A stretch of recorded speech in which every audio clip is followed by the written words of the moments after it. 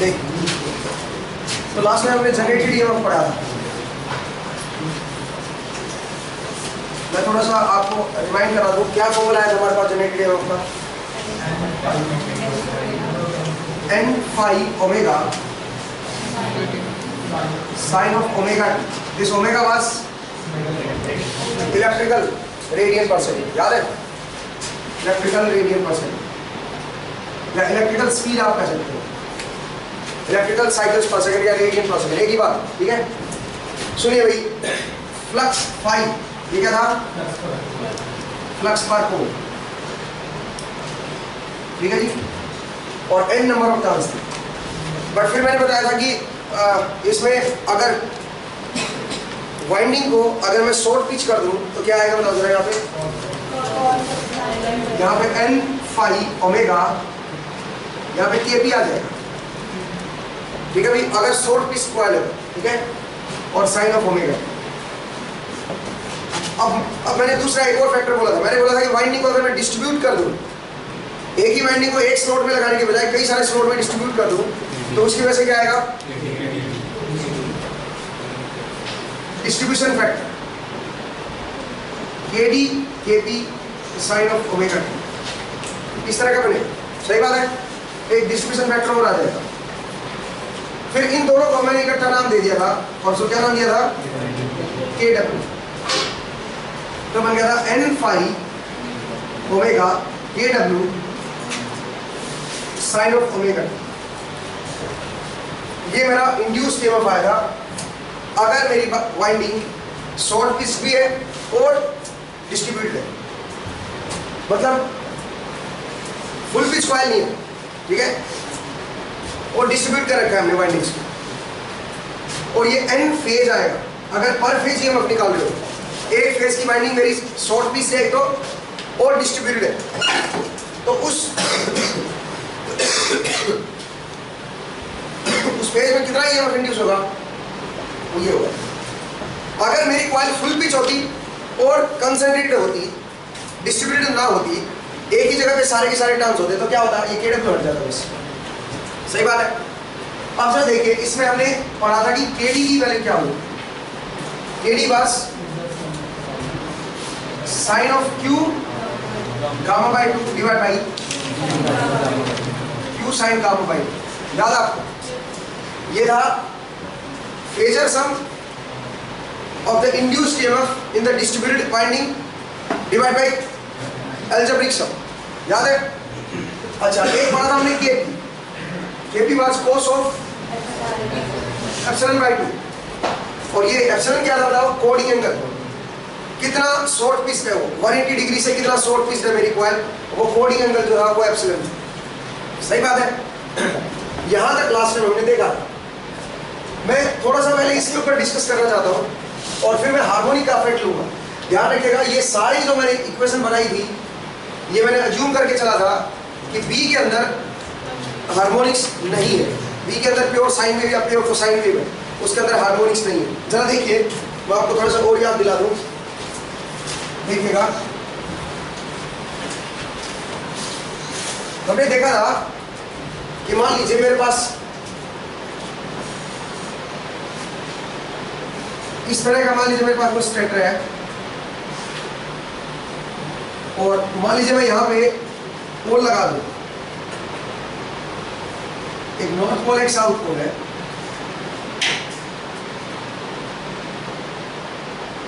एक तरफ आपका नॉर्थ है, एक तरफ आपका साउथ है, ठीक है? तो जब देखिएगा, अगर इस तरह मैंने दो पोल लगा रखे हैं, नॉर्थ एंड साउथ,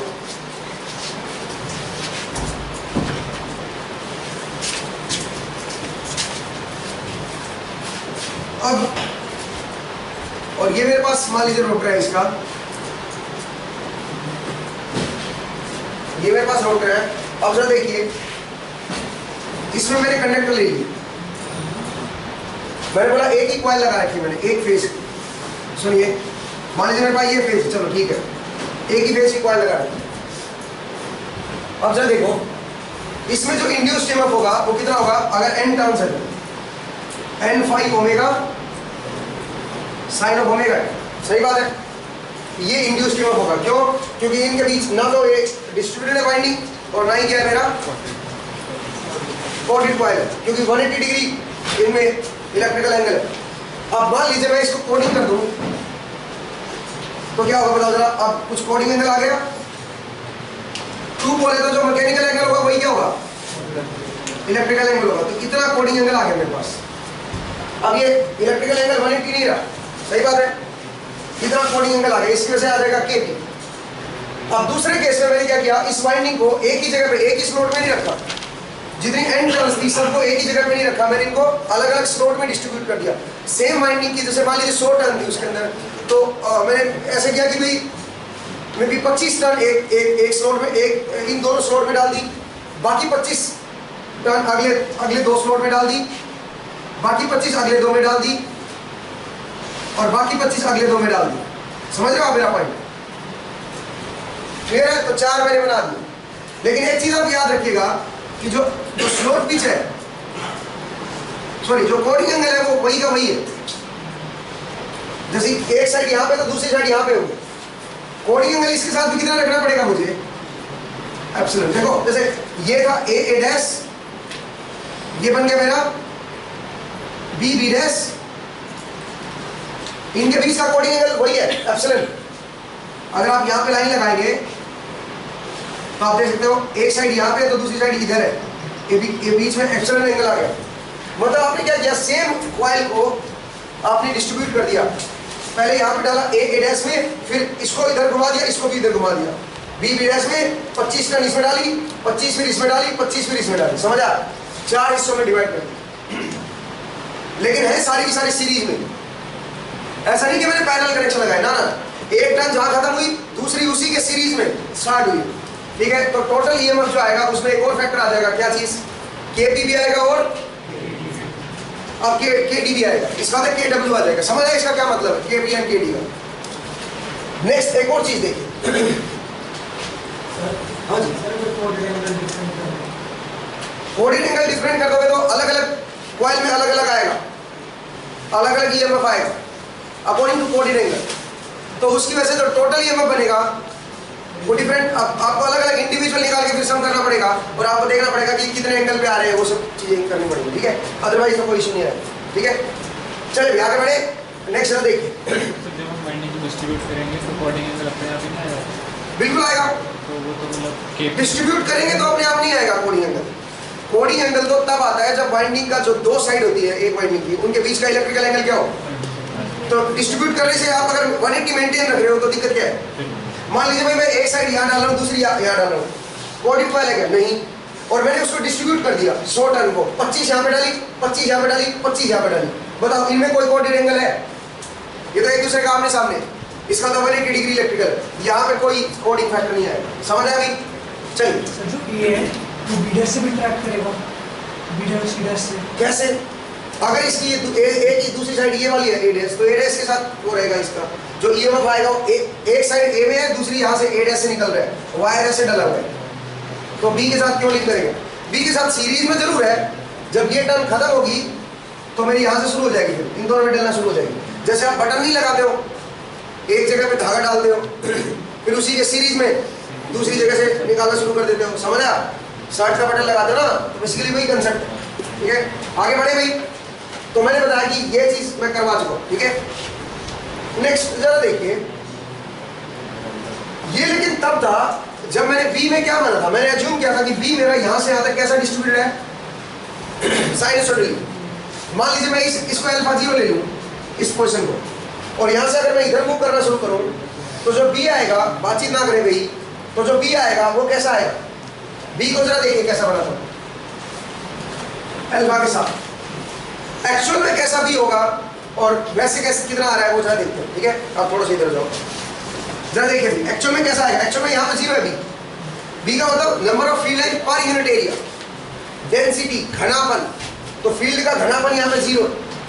ठीक है, और यहाँ पे मैक्सिमम आएगा, और यहाँ से तक क्या रहेगा, सेम रहेगा, क्योंकि सेम एयर गैप है ना। जहाँ पे एयर गैप कम होता है वहाँ पे डेंसिटी ज़्यादा होगी फ्लक्स की, वहाँ पे ज़्यादा डेंस होंगी लाइन्स। इसका मतलब अगर मैं बी को अल्फा के साथ प्लॉट करना शुरू करूँ तो यहाँ पे 0 होगी, यहाँ पे टोटल बी 0 आएगी, फिर धीरे धीरे क्या होगा, राइज करेंगे बी कांस्टेंट, और फिर इस तरह से। समझ आया अभी? यहां से लेके यहां तक बनाया मैंने, यहां पे अल्फा मेरा 90 हो गया, ठीक है भाई, दो पोल के लिए बना रहा हूं, ठीक है। अब जरा देखिए आगे बढ़ो, ऐसे फिर साउथ पोल आ जाएगा। एक्चुअल भी तो इस तरह की आएगी, एक्चुअल भी इस तरह की आएगी। अगर मैं पीछे भी एक्सटेंड करूं इसको, तो आप इस तरह से एक्सटेंड कर सकते हैं। एक्चुअल में तो इस तरह की बी आएगी। अगर आप चलना शुरू करोगे, ऐसे मूव करना शुरू करोगे, तो इस तरह की बी आती नहीं, ठीक है। यहां से चलना शुरू किया, जीरो से राइज होना शुरू किया, बी यहाँ पे मैक्सिमम भी आ गया, यहां से अलग कांस्टेंट रहेगा, फिर यहाँ पे आता है तो जीरो हो जाएगा। समझ आया मेरा पॉइंट? बी इस तरह की आएगी, this is B with respect to alpha. अब सुनिए, सिग्नल सिस्टम में फोरियर सीरीज हमें कहती है, क्योंकि ये वेव पीरियोडिक है और ये प्योर साइन वेव नहीं है, तो इसके अंदर क्या होंगे, हार्मोनिक्स होंगे। अब ये क्योंकि ओड सिग्नल है, ओड है तो कौन से आएंगे, साइन टर्म्स आएंगी, और इसके अंदर हाफ वेव सिमेट्री भी है, तो इसके अंदर कौन सी टर्म्स आएंगी, ओड हार्मोनिक साइन टर्म्स। जिनको नहीं पता आप लिख लो, contain this wave contain odd harmonics sine terms. इसके अंदर odd harmonic साइन टर्म्स आएंगे, इस वेव के अंदर odd harmonic sine terms present होंगे, ठीक है। odd harmonic sine terms present होंगे। आगे बढ़े, तो चलिए आगे बढ़ते हैं। इसका मतलब अगर मैं इसको लिखना चाहूं तो मैं इसको ऐसे लिख सकता हूं, B alpha is equal to B naught sine alpha. पहले टर्म ये आएगी, या B1 साइन अल्फा लिख दो, फिर आएगी B3 sine 3 alpha, B5 sine of 5 alpha, plus up to infinity. इसके अंदर ये टर्म्स आएंगी। क्या कहते हैं, और हमने अज्यूम किया था अभी थोड़ी देर पहले जो हमने निकाला था, हमने केवल ये अज्यूम किया था, जो हमने इंड्यूस्ड ईएमएफ और वो सब जो निकाले थे उनके हमने ये अज्यूम किया था कि केवल और केवल कौन सा हार्मोनिक है, बी के अंदर फंडामेंटल। मैं आपको याद दिला दूं कैसे हमने डिराइव किया था। हमने सिर्फ इसको अज्यूम किया था, और मैं जरा इसको रब कर दूं एक बार। ये अच्छी बात है हमारे लिए, कई बार ये एडवांटेज है ये ऐसी वेव आना, और कई बार डिसएडवांटेज। एडवांटेज कहाँ पे ऐसी वेव आना और डिसएडवांटेज कहाँ पे है, वो जरा देखते हैं, ठीक है। डीसी मोटर में तो एडवांटेज है, डीसी जनरेटर में सुनो, डीसी जनरेटर अगर है तो उसमें ये एडवांटेज की तरह काम करेगा। और अगर मान लीजिए मेरे पास एसी जनरेटर है तो ये वेव डिसएडवांटेज है, ऐसी वेव अचीव करना, ऐसी बी आना हमारे लिए डिसएडवांटेज है। क्यों, जरा देखते हैं कैसे, ठीक है, जरा देखते हैं कैसे। मैं रब कर रहा हूँ इसको, इसमें एक और रब कर दूँ नीचे वाली को। अब मैं इसमें आता हूँ हार्मोनिक्स वाले। अब मैंने आपको याद दिलाया था, मैंने आपको बताया था कि भाई अगर मैं इसमें ये अज्यूम कर लूँ, ये वेव साइन वाली, तो जरा देखिए इस तरह की वेव बनेगी अल्फा के साथ। अगर फंडामेंटल वेव देखूँ तो इस तरह की वेव बनेगी। फर्स्ट फंडामेंटल वेव को ले लिया अल्फा के साथ। इसका मतलब यहाँ पे बी मेरा जीरो है, और यहाँ पे मैक्सिमम है, यहाँ पे फिर से जीरो है, और साइनसॉइडली डिस्ट्रीब्यूटेड है मेरा बी जो है वो साइनसॉइडली डिस्ट्रीब्यूटेड है। तो अब जरा देखिए, इससे जो मेरा फ्लक्स पर पोल आएगा उसकी क्या इक्वेशन बनेगी, फ्लक्स पर पोल फाई,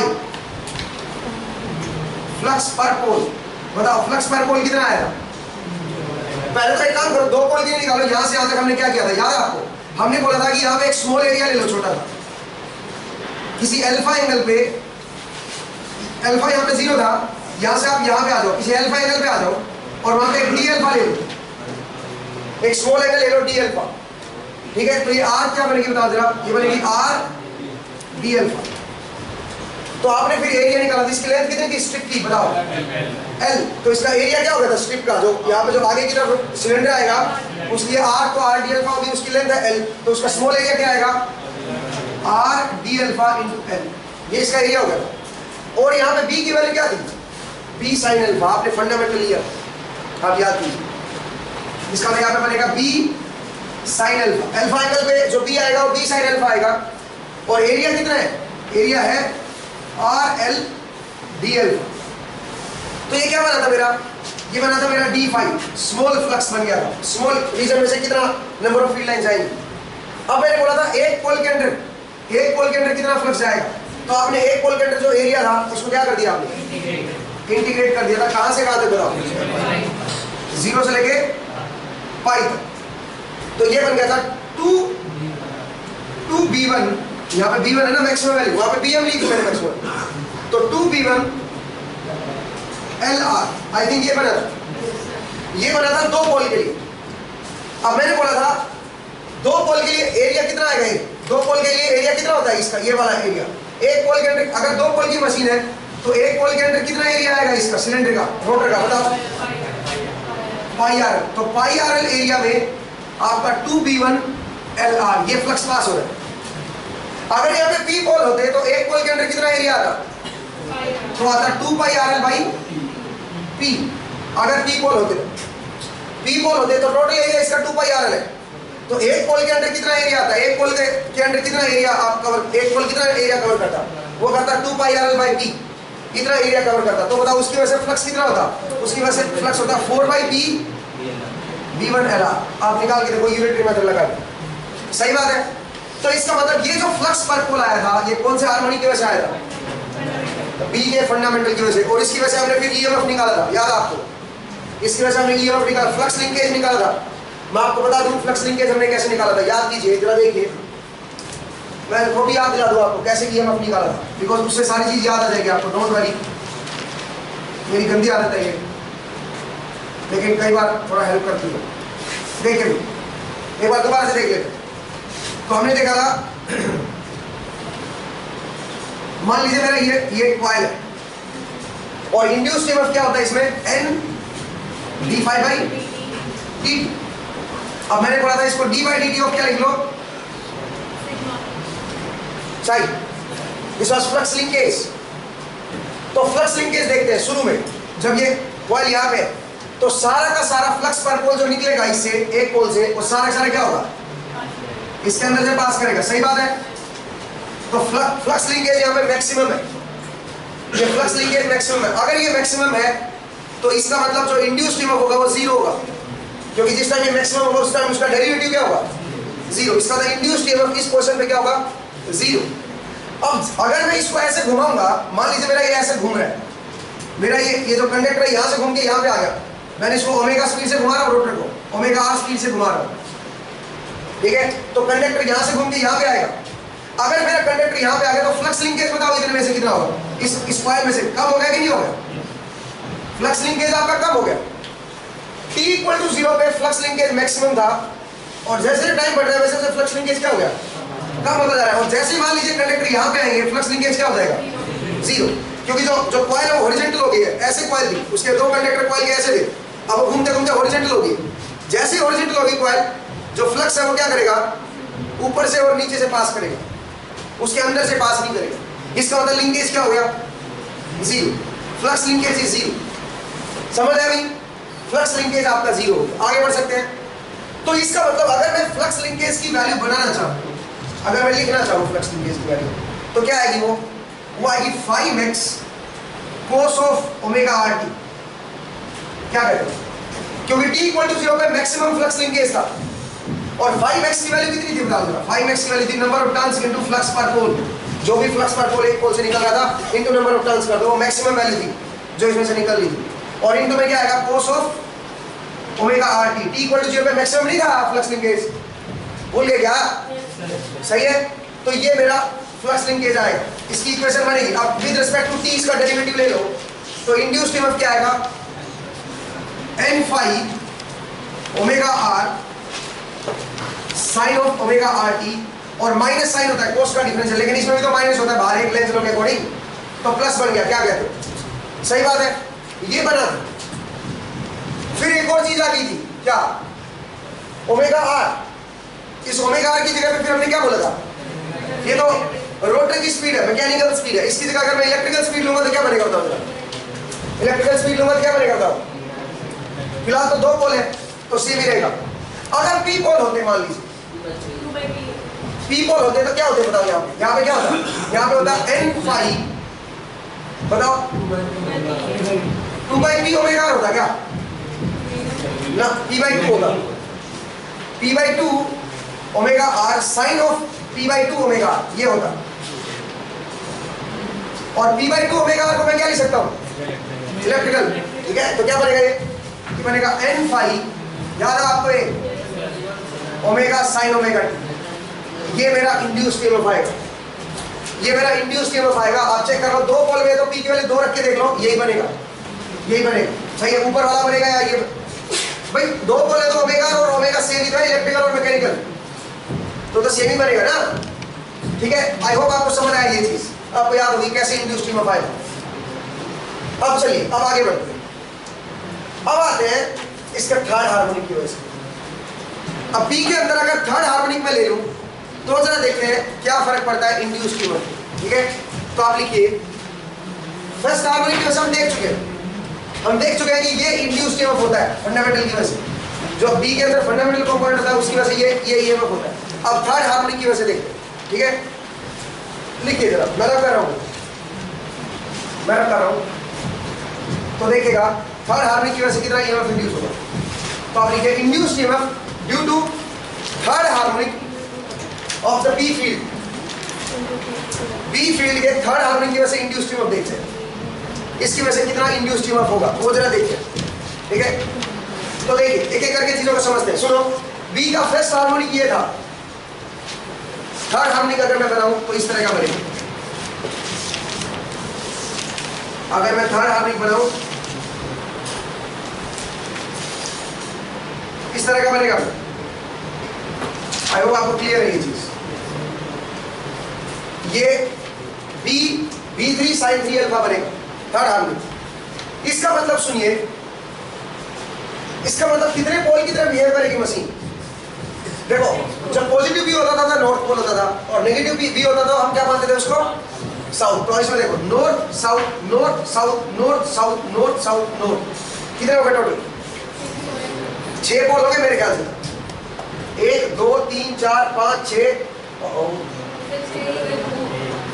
यहां तक है ना बस एक साइकिल तो, एक साइकिल तो यहां तक किया भाई, आगे क्यों काम कर रहे हो? फिर से वही साइकिल आ गई। इसका मतलब 1 2 3 4 5 6 पोल हो गए। इसका मतलब जो ये वाली जो B3 है ये किस तरह एक्ट करेगी? एज इफ यहाँ पे कितने पोल है? 6 पोल है। जैसे कि यहाँ पे 6 पोल है उस तरह बिहेव करेगी।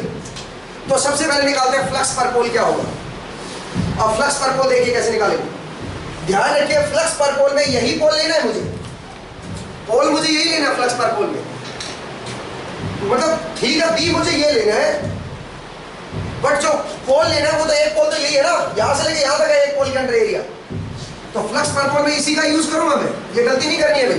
कहीं आप 6 पोल ले ले, कहीं आप सोचे कि चलो 6 पोल है जी, 6 पोल ही है।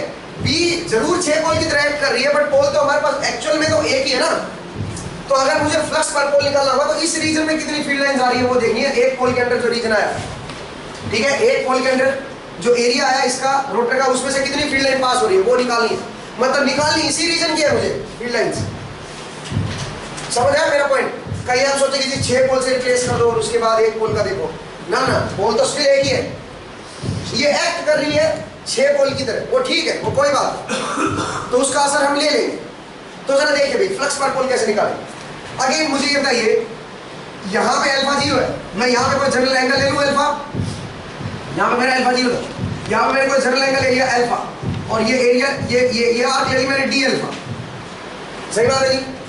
तो बताओ जरा ये आर कितनी बनी, ये वाली आर कितनी बनी? R D alpha. तो एरिया कितना बना? यहाँ पे एक स्ट्रिप होगी लेंथ एल की, तो R D alpha into L, ये मेरा एरिया आ गया। जो बी की वेव है वो क्या है बताओ? वो है B3 sin 3 अल्फा। तो इसका मतलब जो फ्लक्स आएगा वो आएगा B3 sin 3 alpha into LR D alpha. This is flux in this part. D phi आ गई, D फाई ये फ्लक्स है जो थर्ड हार्मोनिक की वजह से आ रहा है। B के अंदर जो थर्ड हार्मोनिक है उसकी वजह से फ्लक्स आ रहा है। समझ आया अभी? उसकी वजह से फ्लक्स आ रहा है, वो ये है फ्लक्स। अब सुनो आगे बढ़ते हैं। तो अगर मैं बोलूं इसको अगर मैं इंटीग्रेट करूं तो बताओ क्या आएगा? तो 2/3 B3 LR ये बनेगा। चेक करके देखो, इसको इंटीग्रेट करोगे कहां से कहां तक? 0 से लेके पाई तक। 0 से लेकर पाई तक करेंगे ऑब्वियसली, ठीक है, बिकॉज एक पोल के अंदर यही है, ये बनेगा 2/3 V3 LR। अब क्वेश्चन ये उठता है, ये तो 2 पोल की मशीन के लिए था, P पोल की मशीन के लिए क्या होगा? मुझे एक बात बताओ जरा, ये कितने एरिया में से पास हो रहा है? पाई आर एरिया में से। 2 पोल है ना, 2 पोल है तो एक पोल के अंदर कितना एरिया आएगा? पाई आर एरिया में से इतना फ्लक्स पास हो रहा है। तो आप बताओ 2πRL/P, अगर P पोल होंगे तो एक पोल के अंदर इतना एरिया आएगा, टोटल एरिया इसका 2πRL है। अगर P पोल होगा तो कितना एरिया आएगा एक पोल के अंदर? 2πRL/P। तो इतने एरिया में से कितना फ्लक्स पास होगा? 4/3P V3 LR। समझ आया? तो फ्लक्स पर पोल थर्ड हार्मोनिक की वजह से ये आएगा, ये मेरा थर्ड हार्मोनिक की वजह से फ्लक्स पर पोल आएगा, इसकी वजह से, इसकी वजह से आएगा। आगे बढ़े, नेक्स्ट जरा देखते हैं इंड्यूस्ड ईएमएफ क्या होगा, और उसके बाद केडी और केपी पे आएंगे, क्योंकि वो भी बदलेंगे थर्ड हार्मोनिक की वजह से, ठीक है। लेकिन पहले मैं केडी और केपी को कंसीडर नहीं कर रहा हूँ, पहले मैं मान के चलूँ कि मेरी जो कॉइल है वो फुल पिच कॉइल है और कोई डिस्ट्रीब्यूशन नहीं है, तो इसका मतलब केडी की वैल्यू 1 रहेगी और केपी की वैल्यू भी क्या रहेगी?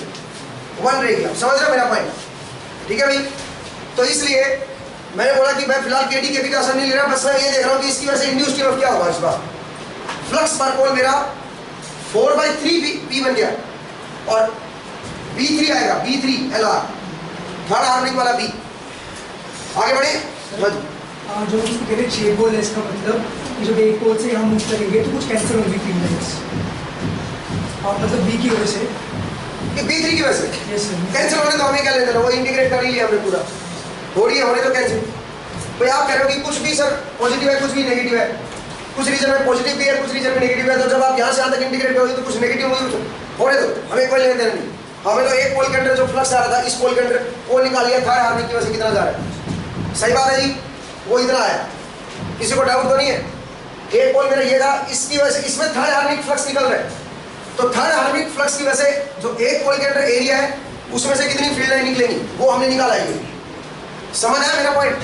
थर्ड हार्मोनिक बी निकल रहा है ना, इससे थर्ड हार्मोनिक बी की वजह से यहाँ से लेकर यहाँ तक कितनी फील्ड लाइन्स निकलेंगी वो निकाल लिया हमने, ठीक है भाई? आगे बढ़ते हैं, नेक्स्ट वाला देखिए। अब इंड्यूस्ड ईएमएफ देखते हैं, कितना ईएमएफ इंड्यूस होगा। तो उसके लिए हमें क्या चाहिए? अगेन N/dt, नहीं तो इसका मतलब मैं इसको लिख सकता हूँ -N/dt, ये मेरा इंड्यूस्ड ईएमएफ होगा। लेकिन इस बार फ्लक्स कौन सा लेना है? थर्ड हार्मोनिक वाला फ्लक्स लेना है, ठीक है? तो बताइए क्या बनेगा? -d/dt of N into phi3, third harmonic वाला फ्लक्स लेना है इस बार। तो आप बताइए क्या बनेगा? ये बनेगा, और कितना आएगा? ये आएगा कितना? जिस टाइम ये यहां पे है उस टाइम इसमें मैक्सिमम फ्लक्स पास हो रहा है, ठीक है? जैसे जैसे घूमेगा वैसे वैसे फ्लक्स क्या होगा? कम होगा। इसका तो वेव फॉर्म तो वही आएगी कोस वाली, बट एक प्रॉब्लम है, इस बार पी जो है वो ये पी है। अब सुनो, इसको भूल जाओ ऊपर वाली को। अब सुनो क्या होगा, सुनो जरा मैं बताता हूँ। एक मिनट रुकिए भाई, एक मिनट रुकिए भाई, जरा देखिए यहां पे मेरा क्या है, ऐसे था ना पहले। एक मिनट वेव फॉर्म बना लो जरा, देखिए ये बड़ा क्रूशियल पॉइंट है, इसको अगर आप समझ गए तो मजे आ जाएंगे। देखिए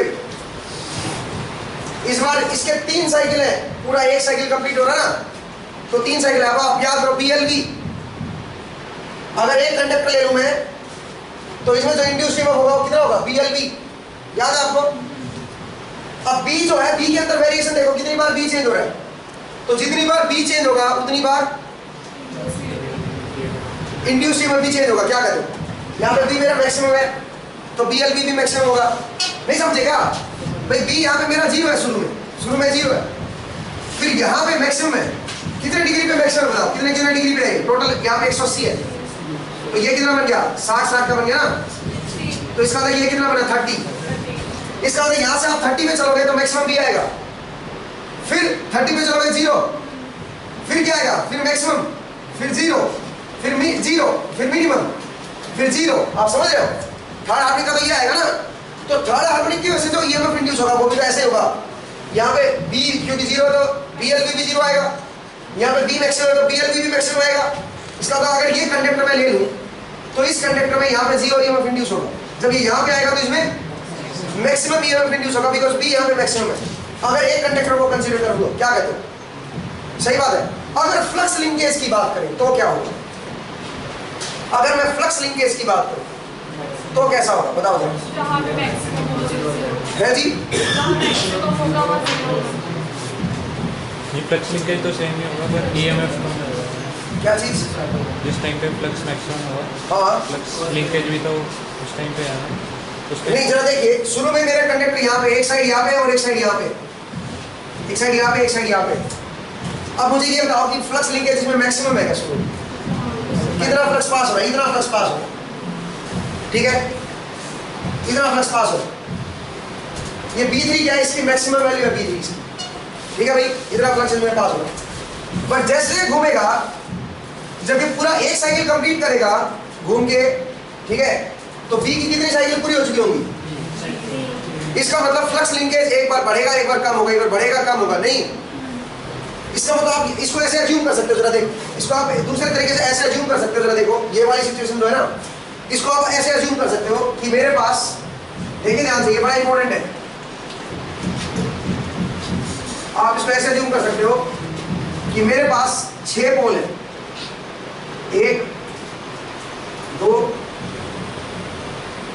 3 4 5 6, मेरे पास 6 पोल है, ठीक है भाई, और इस तरह के कुछ है। इसको आप ऐसे अज्यूम कर सकते हो। क्यों? मैंने फ्लक्स पर पोल के लिए अज्यूम किया नहीं, ईएमएफ के लिए क्यों अज्यूम कर रहा हूँ? क्योंकि ईएमएफ तो बी से ही होता है, बी से ही तो पैदा होगा, जबकि फ्लक्स पर पोल एक पोल के अंदर था, फ्लक्स था एक पोल, समझ आया?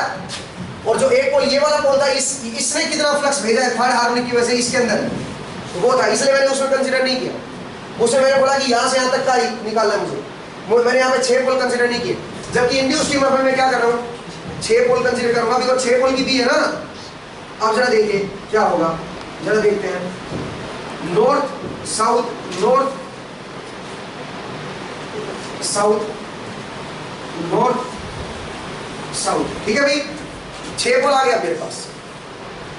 अब जरा देखिए, अब मेरा जो कंडक्टर है वो ये है और मेरी कॉइल है वो ये है, ठीक है भाई, मेरी कॉइल है वो ये, पहले भी यही थी पहले, लेकिन ये भी थी 2 पोल वाली भी थी, अब 6 पोल वाली भी आ गई।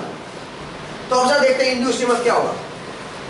इंड्यूस्ड ईएमएफ तो क्या होगा बताओ जरा। इंड्यूस्ड ईएमएफ का फॉर्मूला यही रहेगा, याद है आपको? इंड्यूस्ड ईएमएफ का फॉर्मूला ये होता था n phi omega r p/2 omega r sine of p/2 omega r, ये होता था, यही था ना। अब जरा देखिए, अब पोल कितने हो गए बताओ? 6 पोल हो गए, 6 पोल हो गए, तो बताओ क्या बनेगा? यहाँ पे बनेगा 6/2, क्या बनेगा? 3, तो बनेगा n phi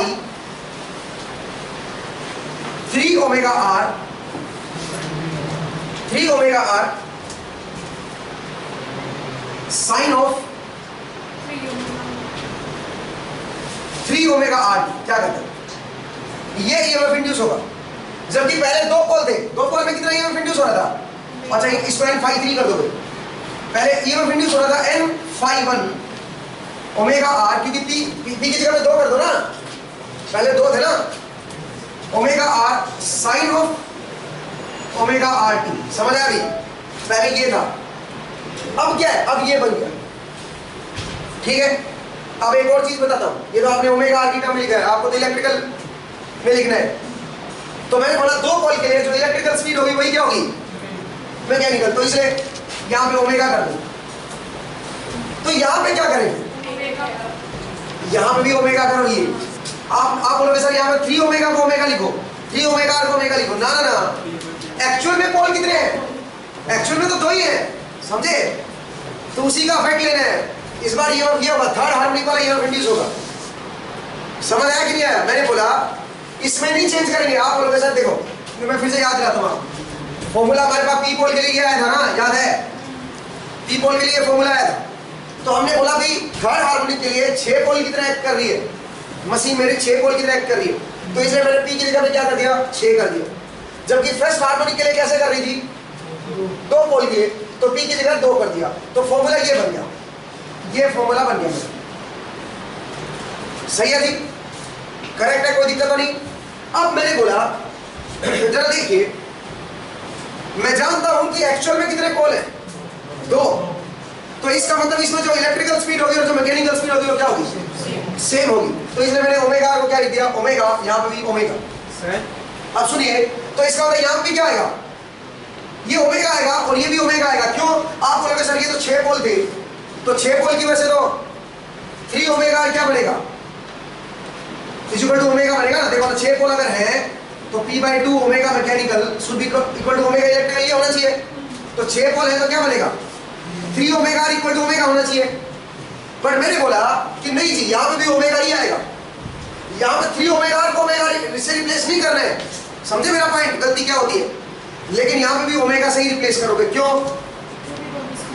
क्योंकि एक्चुअल पोल 6 नहीं है, एक्चुअल पोल तो कितने, 2, तो इलेक्ट्रिकल स्पीड फिक्स है मेरी, कितनी, ओमेगा या ओमेगा, इलेक्ट्रिकल स्पीड फिक्स है मेरी, ओमेगा। आप ये 6 वाला कंसेप्ट नहीं लगा सकते, 6 वाला कंसेप्ट तब लगेगा जब 6 पोल एक्चुअल में होंगे, 6 पोल एक्चुअल में नहीं है, एक्चुअल में कितने, 2 ही पोल है।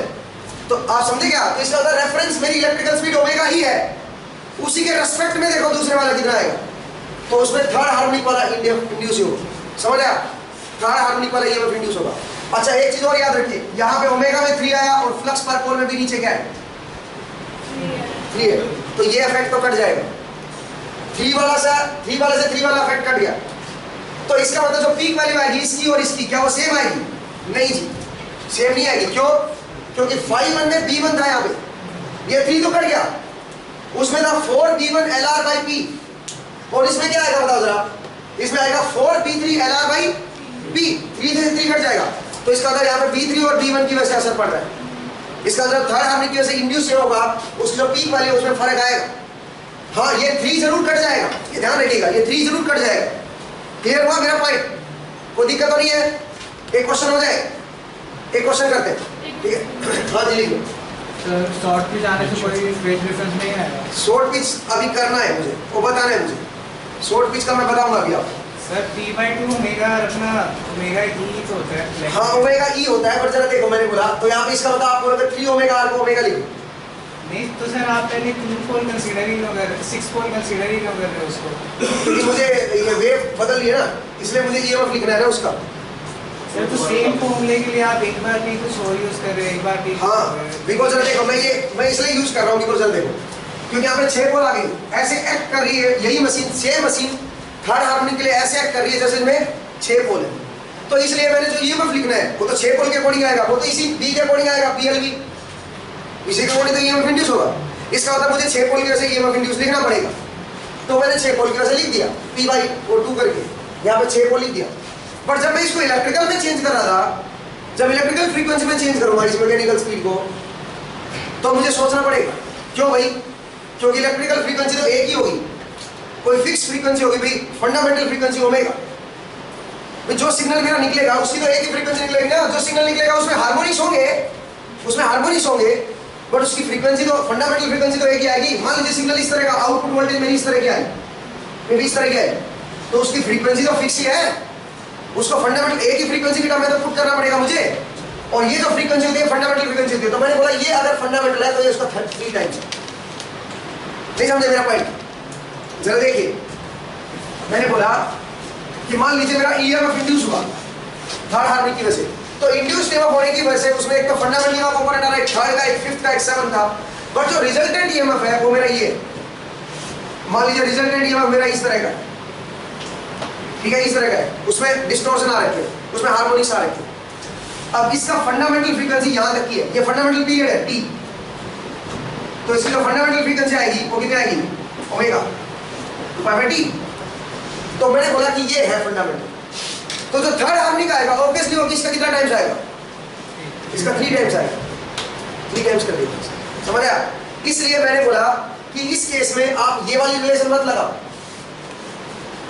हाँ 6 पोल जरूर है, 6 पोल की तरह एक्ट जरूर कर रही है, एक्चुअल में 6 पोल नहीं है, एक्चुअल में तो 2 पोल के रेस्पेक्ट में देखो, 2 पोल के रेस्पेक्ट में 3 गुना हो गए पोल, इसका तो जो फ्रीक्वेंसी है वो कितने टाइम्स होगी, जो वोल्टेज है वो फटाफट बदलेगी। क्यों? क्योंकि बी जो है वो देखो ना, बी फटाफट चेंज हो रहा है, तो इसका मतलब जो इंड्यूस्ड ईएमएफ होगा उसकी फ्रीक्वेंसी भी क्या होगी, वो भी फटाफट चेंज होगा। उसकी फ्रीक्वेंसी भी कितने टाइम्स हो जाएगी, 3 टाइम्स। तो इसको आप 3 ओमेगा लिखो आप इसके कंपैरिजन में, क्योंकि आप रेफरेंस उसको मान चुके हो। आप समझे मेरा पॉइंट? क्योंकि एक्चुअल में 2 पोल है। क्लियर हुआ मेरा पॉइंट? मैं क्या करना चाहता हूँ, ठीक है? फर्क देखिए भाई, क्योंकि मेरा रेफरेंस ये है, आप उसके रेस्पेक्ट पे सोच सकते हो, ठीक है? हालांकि मैंने एनालिटिकली समझाया इसको, मैं भी क्वालिटेटिवली समझाया मैंने इसको, तो खैर ये अच्छा तरीका है समझने का। तो इस तरह से आप पकड़ के नहीं। वैसे मैं बता दूं आपको, आपको दिक्कत नहीं आएगी, डोंट वरी, ये हमेशा याद रहेगा, ये आपको दिक्कत नहीं आएगी। देखना मैं बताऊंगा बस, ये याद रखना बड़ा आसान है, और ये याद रखना पड़ेगा आपको। हार्मोनिक की वजह से वोल्टेज जो ईएमएफ इंड्यूस हो रहा है, याद रखना बड़ा इजी है। जरा देखिए कैसे मैं रब कर रहा हूँ, रब कर दूँ इसको, मैं रब कर रहा हूँ, जरा देखिए, इसको याद करना बड़ा इजी है मेरे लिए कि थर्ड हार्मोनिक की वजह से क्या आएगा, ठीक है? तो याद रखना मेरे लिए इजी है। जरा देखिए कैसे,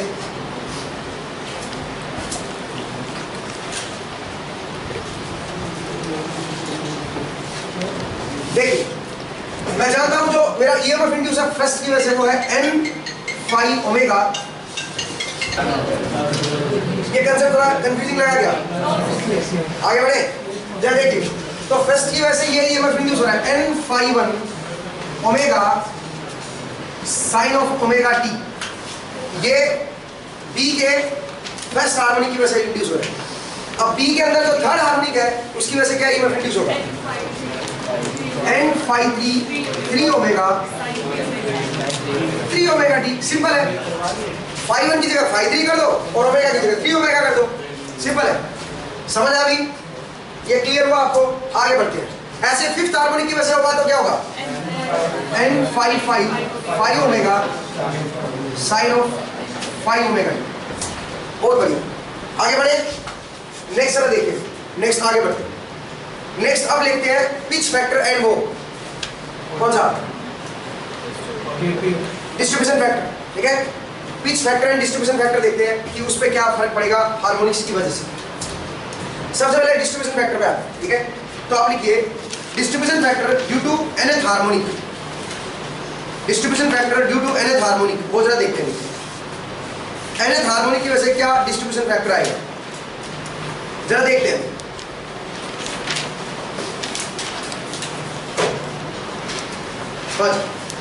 देखिए हमने पढ़ा था KD की वैल्यू क्या थी, वो बताओ जरा, sine of U gamma by 2 divide by U sin gamma by 2। U sin gamma by 2, I think यही था। आज ऐसे कुछ। अब जरा देखिए, मान लीजिए मेरे पास n हार्मोनिक आ, मतलब या फिर सेकंड, ये तो फर्स्ट की वजह से था, थर्ड हार्मोनिक को ही कंसीडर करना चाहिए। थर्ड हार्मोनिक की वजह से देखते हैं इसमें क्या बदलाव है। मुझे एक बात बताओ, ये क्यू क्या था, स्लोट पर पोल पर फेज, क्या ये बदलेगा? अभी भी स्लोट तो उतरेगी उतरे ही है, और पोल भी एक्चुअल में पोल उतरेगी उतरे हैं नहीं, स्लोट पर पोल पर फेज उतरेगा उतरा रहेगा, सही बात है। और ये क्या था, गामा एंगुलर स्लोट पिच, इसका मतलब ये भी उतनी की उतनी नहीं जी, ये उतनी की उतनी नहीं रहेगी। क्यों? क्योंकि जो इनके बीच का जो इलेक्ट्रिकल एंगल है थर्ड हार्मोनिक की वजह से, एक्चुअल में थर्ड हार्मोनिक कितने पोल की तरह एक्ट कर रहा है, 6 पोल की वजह से। तो फिर तो पी, फिर तो है जी, एक्चुअल में 2 पोल है। बस देखो जो मेरा बी है वो इस तरह का है, सुनो भाई, जो बी है वो मेरा थर्ड हार्मोनिक इस तरह की, इस तरह से। इसका मतलब वो किस तरह एक्ट कर रही है, 6 पोल की तरह। तो इसका मतलब जो इंड्यूस्ड ईएमएफ होगा, जो ईएमएफ इंड्यूस होगा, आप सोचो यहाँ पे मेरे स्लोट्स है, मान लीजिए, जरा देखिए ध्यान से, मैं बताता हूँ, एक स्लोट यहाँ पे, एक स्लोट यहाँ पे, 30 डिग्री का गैप है। इसका मतलब ये हुआ कि यहाँ पे जो ईएमएफ होगा और यहाँ पे सेम कंडक्टर जब यहाँ पे आएगा और सेम कंडक्टर जब यहाँ पे आएगा, उनके बीच में इलेक्ट्रिकल एंगल आ जाएगा। इसमें जो मैक्स, जो भी इसमें कंडक्टर में जो आएगी वोल्टेज, वो 30 डिग्री चेंज होकर अलग वोल्टेज आएगी, मैक्सिमम आएगा या फिर 0 आएगा। आप जानते हो 30 का गैप नहीं होता, ये 30 का गैप है भाई, यहाँ पे 0, यहाँ पे 30 है, यहाँ पे 0, यहाँ पे मिनिमम, यहाँ पे 0, 30 का गैप है ना। इसका मतलब जो यहाँ पे आएगा, ये मान लीजिए 0 आ रहा है, तो यहाँ पे आएगा तो कितना आएगा, मैक्सिमम। तो इसका मतलब है इनके बीच का जो इलेक्ट्रिकल एंगल है वो कितना है, 90 डिग्री। इनके बीच का जो इलेक्ट्रिकल एंगल है कितना है, 90 डिग्री, लेकिन एक्चुअल एंगल मैकेनिकल कितना है 30 डिग्री। तो दो मेरे जो स्लॉट होते हैं उनके बीच का मैकेनिकल एंगल और इलेक्ट्रिकल एंगल के बीच का को निकालना है ना, गामा तो वही होता है ना। इलेक्ट्रिकल एंगल कितना है इनके बीच का, तो अब इलेक्ट्रिकल एंगल बदल जाएगा। मैकेनिकल एंगल जो होगा थर्ड हार्मोनिक की वजह से इलेक्ट्रिकल एंगल बदलेगा, आप समझ रहे हो, तो गामा की वैल्यू बदले। क्लियर हुआ मेरा पॉइंट? कितना टाइम्स हो जाएगा गामा? 3 टाइम्स, सीधी बात है 3 टाइम्स। नहीं समझेगा मेरा पॉइंट? चलो देखिए भाई, मैं पहले फिर से समझा रहा हूं। ये मेरे स्लोट थे, यहाँ पे स्लोट थे पहले, मान लीजिए 30-30 डिग्री पे स्लोट थे, टोटल मेरे 30-30 डिग्री पे स्लोट थे। एक बार दोबारा देखिए भाई, ये मेरा स्टेटर, ये मेरा रोटर था, सुनो भाई, ये मेरा रोटर था और इसमें 30-30 डिग्री पे स्लोट थे। एक मिनट में 30-30 डिग्री पे स्लोट बना देता हूँ। पहले तो 90 पे बनाया, ये लो जी, कितने आगे 30-30 डिग्री पे आगे स्लोट। टोटल स्लोट कितने हैं? 6, 1 2 3, 6 नहीं, 30 डिग्री पे देखें 1 2 3 4 5 6 7 8 9 10 11 12, टोटल 12 स्लोट है। हर एक के बीच मैकेनिकल एंगल कितना है? 30-30 डिग्री का है। अब सुनो, अगर मैं बोलता कि मान लीजिए मेरे पास बी ये है, ये वाला बी होता फंडामेंटल, मान लीजिए मैं बोलता ये मेरे पास बी है फंडामेंटल, तो इसका मतलब क्या हुआ? सुनो, यहाँ पे मेरा 0 बी है, यहाँ पे मेरा 0 बी है, यहाँ पे मेरा मैक्सिमम भी है। देखो ना यार, ये फंडामेंटल की वजह से है, 2 पोल की वजह से। तो फंडामेंटल की वजह से अगर 2 पोल में ले लूं, 2 पोल की वजह से, तो इलेक्ट्रिकल एंगल और मैकेनिकल एंगल क्या हो गए? सेम। इसका मतलब यहाँ पे 0 भी है, यहाँ पे मैक्सिमम भी है, यहाँ पे अगेन 0 भी है, यहाँ पे मिनिमम भी है, यहाँ पे मैक्सिमम। समझा इस तरह का कंसेप्ट? अब जरा देखिए, तो जो इनके बीच जो एंगुलर स्लोट पिच होगा गामा, उनके बीच इलेक्ट्रिकल एंगल क्या होगा बताओ? 2 पोल की वजह से ये जो भी है, ये 2 पोल वाला भी है। इसका मतलब आप ये अज्यूम करो कि हमारे पास 2 ही पोल है। जो इंड्यूस्ड ईएमएफ होगा यहाँ पे मैक्सिमम होगा, तो यहाँ पे क्या होगा? यहाँ पे 30 डिग्री गैप पे आ जाएगा, क्योंकि 2 ही पोल है ना। तो 2 पोल है तो जितना मैकेनिकल घूमोगे उतना ही इलेक्ट्रिकल में चेंज आएगा। इसका मतलब जो यहाँ की वोल्टेज और यहाँ की वोल्टेज में कितना फेज डिफरेंस है? 30 डिग्री का। लेकिन अगर आप ये भी यूज करते हो तो बताओ, तो 30 डिग्री घूमने का मतलब है, 30 डिग्री चलने का मतलब है इलेक्ट्रिकली कितना घूम गए? यहाँ पे अगर 0 भी है तो यहाँ पे भी कैसा आएगा? मैक्सिमम आएगा। आप समझ रहे हो? 30 डिग्री चलने का मतलब है इलेक्ट्रिकली 30 डिग्री घूमने का मतलब है 90 डिग्री, सॉरी मैकेनिकली 30 डिग्री घूमने का मतलब है इलेक्ट्रिकली 90 डिग्री घूमना। इसका मतलब गामा इलेक्ट्रिकल बदल जाएगा, इस बार 90 बन जाएगा। तो इसके केस में इलेक्ट्रिकल और मैकेनिकल बराबर थे। मतलब अगर मैकेनिकल 30 ले रहे हो तो इलेक्ट्रिकल भी 30 आएगा, लेकिन थर्ड हार्मोनिक के लिए मैकेनिकल 30 लेने का मतलब इलेक्ट्रिकल 90। अब समझे? तो इसका मतलब गामा की जगह पे n गामा आ जाएगा अगर nth हार्मोनिक देखना चाहते हैं। ठीक है, तो आप फॉर्मूला ले लो kdn का। अगर पिछले केस में भी सेम ही था, फिर ओमेगा कभी ओमेगा ही नहीं लिया, वहाँ पे भी तो चेंज हो ही रहा था ना, इलेक्ट्रिकल 90 बन ही रहा था। जब आपने ओमेगा ही लिखा था, हाँ, तो वहाँ पे भी 90 हो ही रहा है एंगल, तो 30 का इलेक्ट्रिकल तो 90 हो रहा है ना। हाँ, तो फिर वहाँ पे हमने सेम कैसे लिख देते हैं? कहाँ पे सेम लिखा? सेम नहीं लिखा। ओमेगा ही लिखा ना आपने, इंड्यूस ही है वो तो फंडामेंटल की वजह से लिखा। थर्ड हार्मोनिक की वजह से 3 टाइम्स लिख दिया मैंने ओमेगा। थर्ड हार्मोनिक की वजह से 3 ओमेगा नहीं लिखा मैंने। थर्ड हार्मोनिक के 3 ओमेगा की वजह से नहीं, वो तो हमने p/2 करके लिखा था ना उसका तो। नहीं, मैं गामा की बात कर रहा हूँ। गामा तो इसी तरह आएगा, और कैसे? मैं बिल्कुल सही कर रहा हूँ भाई, आप जरा देखो, कंफ्यूज मत हो। तो आएगा sine of q n gamma by 2 divide by q sine n gamma by 2। ये बनेगा भाई, ये फॉर्मूला बनेगा nth हार्मोनिक की वजह से kdn। अब जनरली ये लोग इसको छोड़ दे, सीधा बोल देते हैं फॉर्मूला, तो आप इस तरह से सीधा भी डायरेक्ट भी याद रख सकते हैं। हाँ जी, वो 12 स्पोर्ट कैसे बनाया आपने? वो बताया मैंने 30-30 का ले लिया है। सर, ये जूम करा आपने? जूम किया बस ऐसे समझाने के लिए, अच्छा समझाने के लिए जूम किया। मैंने बोला कि फंडामेंटल में तो 2 पोल है, फंडामेंटल में तो एक यहाँ पे मैक्सिमम है और यहाँ पे मिनिमम है, 2 पोल है। इसका मतलब क्या हुआ? इसका मतलब ये हुआ यहाँ पे भी मैक्सिमम होगा, यहाँ पे मिनिमम, यहाँ पे 0, यहाँ पे मिनिमम। इसका मतलब जो इलेक्ट्रिकल और मैकेनिकल एंगल क्या होंगे? सेम। तो गामा अगर आप 30 डिग्री घूम रहे हो तो इलेक्ट्रिकल एंगल भी कितना आएगा? 30 डिग्री। लेकिन जो दूसरे वाला भी है, इसमें सोचो, यहाँ पे 0 है मान लीजिए, तो यहाँ पे मैक्सिमम है, फिर यहाँ पे 0 है तो यहाँ पे मिनिमम है। इसका मतलब यहाँ पे 0 ही था, यहाँ पे मैक्सिमम है। इसका मतलब मैकेनिकली तो 30 डिग्री घूमे हो, इलेक्ट्रिकली कितना घूम गए 90 डिग्री। इसका मतलब 3 गुना घूम गए पिछले के कंपैरिजन में। पिछले के कंपैरिजन में गामा की वैल्यू कितनी होगी 3 टाइम्स होगी ना। पिछले में तो जो 30 डिग्री इलेक्ट्रिकल था वही मैकेनिकल था। अब यहाँ पे हार्मोनिक की वजह से, थर्ड हार्मोनिक की वजह से 30 डिग्री घूम गए। आप समझ गए क्या मेरा पॉइंट? तो यहाँ पे ये फॉर्मूला बनेगा nth हार्मोनिक की वजह से, आप याद रखिए। अगर नहीं समझ आया तो फॉर्मूला उठा लो बस, ठीक है, बस उसको सोचना ही, ठीक है। तो KDN, क्योंकि इसको कोई नहीं पूछता कि क्यों ऐसा बना, ठीक है, लोगों को खुद ही कंफ्यूजन रहता है। तो KDN is sin Q n gamma by 2 divide by Q sin n gamma by 2। सही बात है। अगर मैं KP की बात करूं तो आप KPN बताओ क्या आएगा? वो भी सेम आएगा, cos of n epsilon by 2। अब आप सोचेगा ये कैसे बना? KP की वैल्यू आएगी cos of n epsilon by 2, n epsilon by 2 n harmonic की वजह से, ठीक है। आप जरा दिमाग लगाइएगा, n एप्सिलॉन बाई 2 ये बनेगा भाई KPN, ठीक है। इसको आप मैथमेटिकली भी डिराइव कर सकते हो nth हार्मोनिक के लिए, नंबर ऑफ पोल ज्यादा कंसीडर कर लो, इस तरह से आप डिराइव कर सकते हो, ठीक है। तो मैंने सीखा था, मैंने क्वालिटेटिवली समझा दिया आपको, डेरिवेशन की जरूरत नहीं है। तो ये बनेगा KPN और ये बनेगा KDN। तो अब बताओ, जो थर्ड हार्मोनिक की वजह से जो EMF इंड्यूस हुआ था वो ये हुआ था, लेकिन ये मैंने अज्यूम किया था कि इसमें ना कोई डिस्ट्रीब्यूशन है, डिस्ट्रीब्यूशन फैक्ट मतलब वाइंडिंग कंसंट्रेटेड है और कोई वाइंडिंग मेरी शॉर्ट पिच नहीं है, तो इसलिए ये बना था। लेकिन अगर मैं शॉर्ट पिच भी ले लूं और डिस्ट्रीब्यूशन फैक्टर भी ले लूं तो यहाँ पे क्या आएगा? यहाँ पे मल्टीप्लाई हो जाएगा किससे? KD3 KP3 से। सिमिलरली ये किससे मल्टीप्लाई होगा बताओ जरा?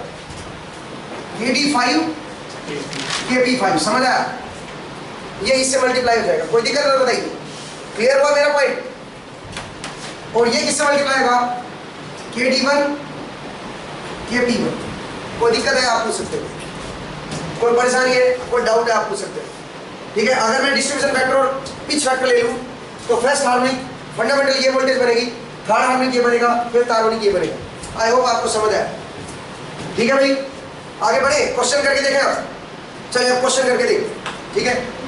अच्छा एक और चीज मैं बता दूं, देखिए मैं कर रहा हूँ इसको, ये समझ रहे हैं, इसमें लिखना क्या है? इसमें कुछ लिखवाया नहीं मैंने, ठीक है, इसमें कुछ लिखवाया नहीं है, समझ रहे, अंडरस्टैंडिंग है भाई। और फॉर्मूले याद रखो, बस फॉर्मूले याद रखोगे तो याद हो जाएंगे अपने आप, डोंट वरी, क्योंकि असली चीज तो यही है, मसाला तो यही है ना, क्वेश्चन तो इसी सोल्व होंगे, देखना, ठीक है। तो ये अंडरस्टैंडिंग है, अगर अंडरस्टैंडिंग बन गई तो ठीक है, याद नहीं रहेगा, डोंट वरी, नहीं तो फिर एफर्ट करना पड़ेगा याद करने के लिए। मुझे तो कभी समझ नहीं आता पहले, मैं सच बताऊँ तो आपके टाइम में ग्रेजुएशन में मैं तो सीधा याद रखता हूँ, ठीक है, कि भाई हाँ ऐसा होता है, थर्ड हार्मोनिक की ऐसा होता है, तो मैं ऐसे लिख देता हूँ, ठीक है। चलिए आगे बढ़ते हैं, ठीक है। हाँ जी,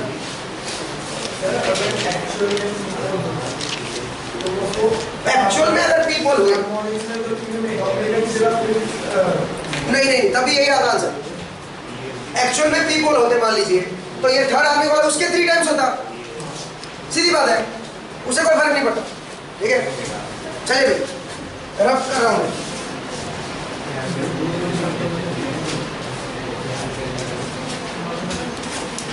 देख अब क्वेश्चन पे आते हैं, सुनिए भाई, एक क्वेश्चन लिखिए, एक तो बढ़िया क्वेश्चन ले रहा हूं मैं, देखिएगा। हाँ एक बहुत बढ़िया क्वेश्चन है अभी, आपने 3 फेज पढ़ लिया, स्टार डेल्टा, ठीक है। अब जरा देखिए एक क्वेश्चन लिखिए, आपकी बुक का क्वेश्चन है अभी, ये 3 phase star connected alternator has, सब कुछ नहीं लिखना, 3 फेज स्टार को ऐसे लिख दो, star connected alternator, a 3-phase star connected alternator has 81 slots, 81 slots हैं, 6 poles हैं, 81 slots, 6 poles and double layer narrow spread winding, double layer narrow spread winding, बताओ इसका क्या मतलब होता है? double layer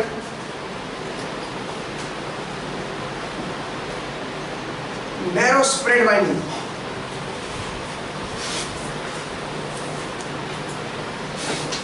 double layer narrow spread winding with a coil span equal to 13 slot each, coil span दे रखा है, 13 slot pitch. Wide span of 13 slot pitches. इसका मतलब समझाऊंगा मैं क्या होता है, ठीक है? The flux density distribution in air gap B theta दे रखा है। Flux density distribution B theta is sin theta plus 0.4 sin of 3 theta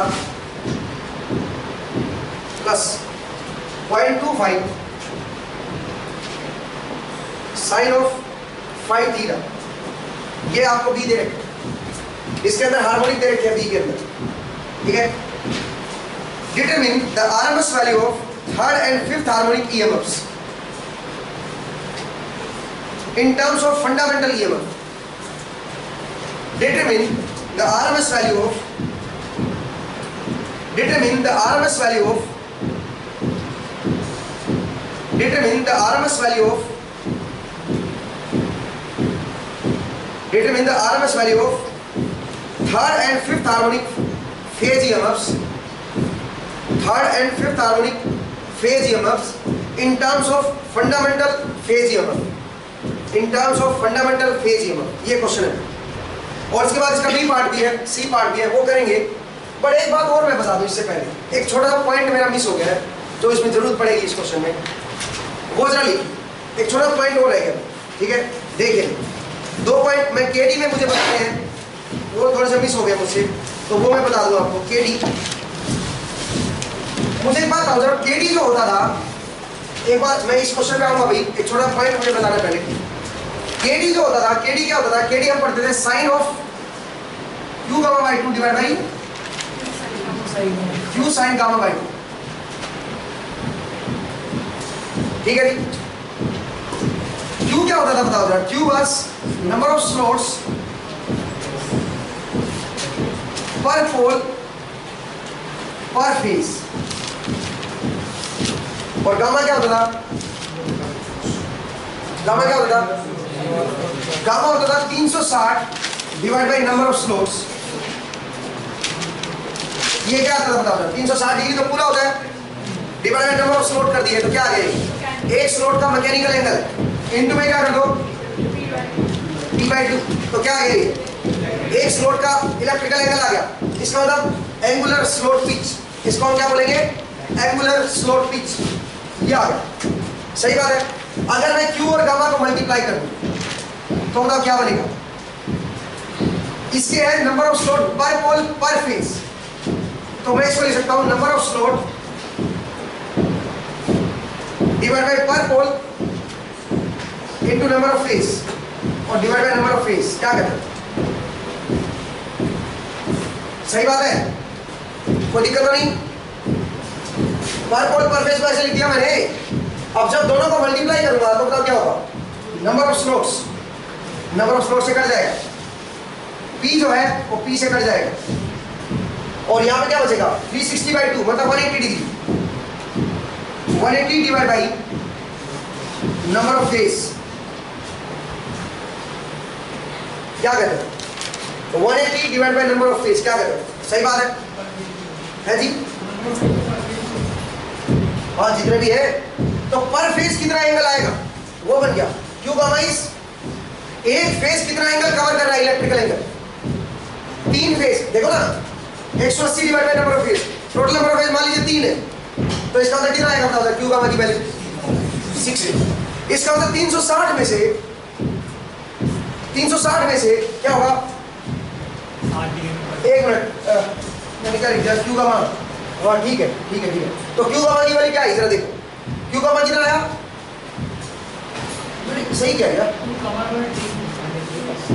वो तो ठीक है, वो तो कोई बात नहीं। क्यू गामा देखो, क्यू गामा ठीक लिखा भैया आपने, ठीक लिखा है। तो अगर 180 divide by number of phase, अगर मान लीजिए 3 फेज है, इसका क्या मतलब हुआ? इसका मतलब क्यू गामा की वैल्यू क्या होगी? 60। क्यू गामा होगा 60। इसका मतलब 360 में से 60 डिग्री कौन कवर करेगा? एक फेज की एक साइड, ठीक है? एक फेज की एक साइड कवर करेगी, और 60 डिग्री दूसरे फेज की दूसरी साइड। 60 डिग्री मतलब अगर मान लीजिए डिस्ट्रीब्यूट भी कर रहे हो ना वाइंडिंग को, तो डिस्ट्रीब्यूशन किसी भी एक फेज के हिस्से तो 60 डिग्री आएगा एक साइड, ए साइड। जैसे आप ये नहीं करते थे पहले, सुनो, अरे आप ये करते थे, जरा देखो, इसका मतलब ये पहले आप ए डैश डालते थे, फिर बी डैश, और फिर क्या डालते थे, सी डैश। एक फेज का असर एक साइड का कितना रहेगा, 60 डिग्री का। अगर मैं इसको डिस्ट्रीब्यूट करूंगा तो 60 डिग्री का ही स्पैन कवर होना चाहिए इसका, बी का भी 60 और सी का भी 60, मतलब कितना हो गया 120, और 120 इनका, सॉरी 60 60 60 कितना होगा 180, और 180 इनकी ऑपोजिट साइड। ठीक है भाई, समझ आया इसका क्या मतलब है, क्यों का मतलब जरा देखिए। इसको मैं नया नाम दे रहा हूं सिग्मा, इसको मैं नया नाम दे रहा हूं sigma, Q gamma is sigma, इसको मैं बोल रहा हूं phase spread, sigma is called phase spread,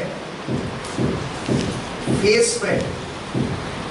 एक फेज कितना स्प्रेड हुआ पर फेज, देखो ना, it is the electrical angle पर फेज। तो एक फेज का एंगल, एक फेज कितना स्प्रेड कवर करेगा, एक फेज की जो एक साइड है वो कितना फेज, कितना एंगल कवर करेगी, आप समझ रहे हो मेरा पॉइंट। तो it is phase spread, sigma, Q gamma is called sigma, it is called phase spread. Clear हुआ, मैंने फेज स्प्रेड क्यों बोला, बिकॉज एक फेज कितना स्प्रेड हुआ वो पता चल रहा है यहां से, आप देख सकते हो एक फेज कितना स्प्रेड हुआ वो पता चल रहा है मुझे। ठीक है, कोई दिक्कत तो नहीं है, इसको मैंने नाम दे दिया सिग्मा। तो फॉर्मूला क्या बनेगा बताओ जरा, अब ये फॉर्मूला अगर मैं फेज स्प्रेड की टर्म में लिखना हो तो क्या बनेगा, KD is sine of sigma by 2 divide by Q sine sigma by 2Q। Check करके देखो क्या सही लिखा है मैंने, गामा की जगह पे क्या लिख दो, गामा की जगह पे सिग्मा बाई क्यू नहीं लिख सकता हूं, तो सिग्मा बाई क्यू लिख दिया, ये भी फॉर्मूला करेक्ट है। Where sigma is called phase spread। अब बताओ, अगर मान लीजिए 3 फेज होते तो फेज स्प्रेड कितना आता, बताओ 60 डिग्री। अगर 2 फेज होते तो 2 फेज होते तो 90। आप ये देखो, आपको तरीका बताता हूँ कैसे। आपका 360 डिग्री का स्पैन है पूरा, ठीक है। अगर 3 फेज है तो डिवाइड बाय 3 कर दो, कितना आया 120। 120 तो एक फेज की एक कॉइल कवर करेगी, 60 इधर 60 इधर, बट मुझे तो एक साइड चाहिए, तो एक साइड कितनी आएगी डिवाइड बाय 2, इसका मतलब 60। फेज स्प्रेड कितना आएगा 3 फेज में 60। अगर मान लीजिए 2 फेज है तो टोटल 360 को 2 में डिवाइड करो, 90 सॉरी 180। 180 तो एक कॉइल के 2 साइड कवर करेंगी, तो एक साइड कितनी कवर करेगी, एक फेज कितना कवर करेगा, एक फेज का एक साइड कितनी कवर करेगा 90। फिर 360 में 2 फेज है तो एक फेज के इससे कितना एंगल आएगा ना 180, बट उसका भी एक साइड 90, समझ आया, वो फेज स्प्रेड बनेगा। क्लियर है। सिंगल फेज, अगर सिंगल फेज है तो फेज स्प्रेड कितना लगेगा 180, सिंगल फेज में 180 आएगा फेज स्प्रेड, मतलब एक साइड कितना फेज कवर करेगी, फेज स्प्रेड। समझ आया अभी, कोई दिक्कत तो नहीं है। तो बेसिकली आप फेज स्प्रेड का मतलब समझिए क्या होता है, this is called phase spread, phase spread. Clear हुआ, आगे बढ़े तो मैं इसको फेज स्प्रेड की टर्म में लिख सकता हूं। एक और चीज जरा देखिए, कई बार ये जो फॉर्मूला होता है इसको मैं इस तरह से लिख सकता हूं, approximately sine of Q gamma by 2 divide by Q gamma by 2। Sine gamma by 2 की जगह पे गामा बाई 2 ही लिख दिया मैंने। ये कब होता है, when gamma by 2 is much much less. Gamma का मतलब क्या है, gamma by 2 is much much less, मतलब मच मच लेस देन क्या होना चाहिए 1 रेडियन, 1 रेडियन नहीं, हाँ 1 रेडियन। साइन, मुझे एक बात बताओ, sine theta is nearly equal to theta कब होता है, when theta is much much less then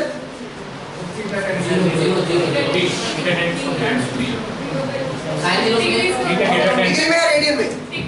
अगर डिग्री में है तो ये भी डिग्री में होगा या रेडियन में होगा,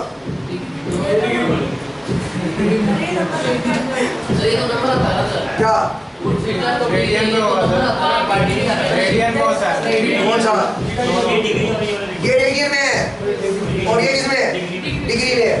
आप मतलब नहीं समझे इसका मतलब, जरा देखिए इसका क्या मतलब होता है, ये समझाना पड़ेगा क्या अभी। Sine theta is nearly equal to theta, यार कमाल है, जरा देखो। अगर थीटा बहुत ही ज्यादा छोटा है, मान लीजिए 2 डिग्री या 10 डिग्री या 5 डिग्री है, तो सुनो ये बनेगा साइन 5 डिग्री, ठीक है।